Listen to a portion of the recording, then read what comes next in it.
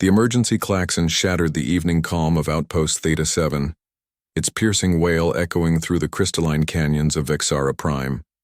Commander Thralix, a towering Cathari warrior whose species had dominated the galactic food chain for 3 millennia, felt his twin heart seize with primal fear.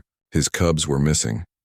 "Impossible," he growled, his mandibles clicking with agitation. "The perimeter is sealed. The sensors show no breaches." Around him, the command center erupted into controlled chaos. Cathari warriors, apex predators standing, 8 feet tall with obsidian exoskeletons and razor-sharp claws, moved with military precision. They were conquerors, hunters, survivors of 100 campaigns across hostile worlds. Yet now, facing the disappearance of their young, they were simply terrified parents. "Sir, we've checked the nursery 3 times, reported Lieutenant Vexna, her usually steady voice trembling. "Ricard and his clutchmates are gone. No signs of forced entry, no blood, no struggle." Thralix's mind raced through possibilities, each more horrifying than the last. The Vexaran wildlife was deadly.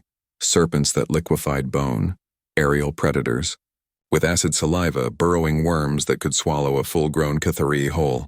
His cubs, barely 3 cycles old, wouldn't survive an hour in the wilderness. "Mobilize every unit," he commanded. "I want aerial sweeps, ground teams, and—" "Commander!" A young technician's voice cut through the tension. "I'm picking up Patrol Unit 7's beacon. They're ahead of schedule, approaching the western gate now. Patch me through to them immediately." Static crackled, then a distinctly human voice emerged. Calm, almost cheerful. "Theta 7 Command. This is Patrol 7. Celine reporting. All clear on the western perimeter. No hostiles detected. ETA to base 3 minutes. Celine." The human Thralix felt his secondary stomach churn. Humans were the newest members of the Galactic Coalition, a species that had only achieved faster-than-light travel 40 standard years ago. They were weak. Fragile bones, soft skin, no natural weapons. When Celine had been assigned to Theta 7 6 months ago, the Cathari warriors had privately questioned the wisdom of including such a vulnerable creature in their ranks. Yet the human female had proven peculiar. She possessed an unsettling fearlessness, approaching Cathari warriors with casual familiarity that bordered on suicidal. She smiled at them, baring her teeth in what she insisted was a friendly gesture, though it looked disturbingly predatory. She had even attempted to touch Thralix's shoulder once, calling him big guy, as if he were a domesticated creature. "Celine," Thralix transmitted, forcing calm into his voice. "Have you encountered any anomalies during your patrol?" A pause. Then, "Define anomalies, Commander. I mean, there was that glowing moss that smelled like cinnamon, but I logged that already." "Cubs. Have you seen any Cathari cubs?" Another pause, longer this time. When Celine's voice returned, it carried a note of careful confusion. "Sir, why would there be cubs outside the compound?" "They are missing," Thralix roared, his composure shattering. 6 cubs, including my son Ricard. The nursery is empty. If you have seen anything— Oh no, Commander, they're not missing. They're right here with me." Silence fell over the command center like a physical weight. "Explain," Threlix whispered dangerously. "Well, I was running my patrol route when I found them near the eastern ridge. They'd apparently snuck out through a ventilation duct. I've already tagged its location for maintenance. They seemed pretty proud of themselves, actually. Anyway, they were heading toward that ravine where the acid serpents nest, so I figured I should probably intervene before—" "Where are they now?"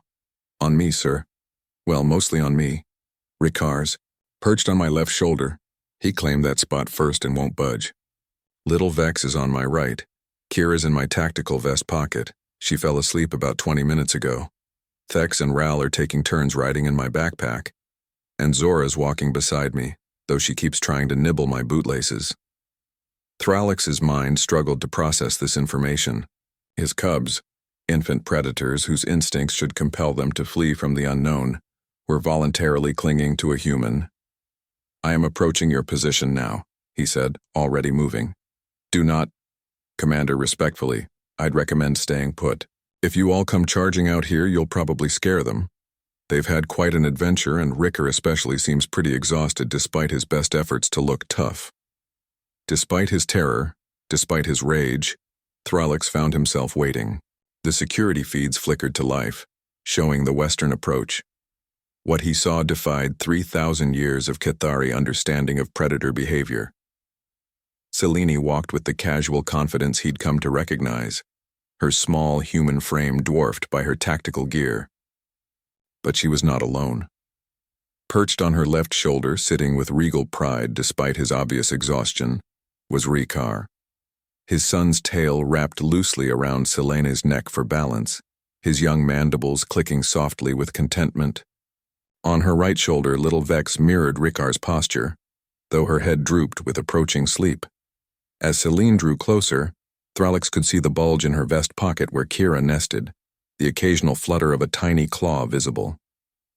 The other cubs were indeed secured in her equipment, protected, warm, and apparently comfortable. "Permission to enter, Commander?" Selene asked as she reached the gate, her tone professional despite the absurdity of the situation. "Granted," Thralix managed. The gates opened. Selene stepped through, and immediately dozens of Cathari warriors surged forward, their parental instincts overriding military discipline. But Selene held up one hand, palm out, a human gesture they'd learned meant, "Stop." "Slowly, please," she said gently. "They're safe, but they're also tired and probably a bit overwhelmed."